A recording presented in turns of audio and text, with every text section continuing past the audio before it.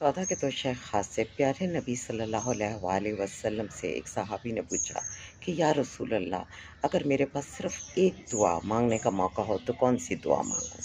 अल्लाह के रसूल ने फरमाया सेहत की। सेहत बहुत बहुत बड़ी नेमत है।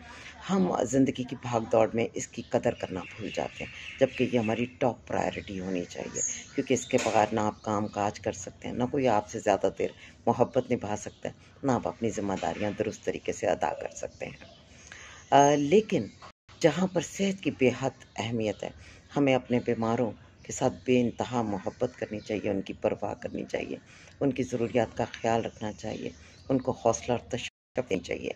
वहाँ पर बीमारों की तीमारदारी करना भी बहुत बहुत बड़ा जिहाद है। स्पेशली जब कोई बहुत प्यारा किसी बहुत मूज़ी मर्ज़ में मुब्तला है, उसके तीमारदार किस कदर तकलीफ़ में होते हैं, हम इसका अंदाज़ा भी नहीं कर सकते। तो बीमारों का ख़्याल रखिए, मगर तीमारदारों की भी परवाह कीजिए।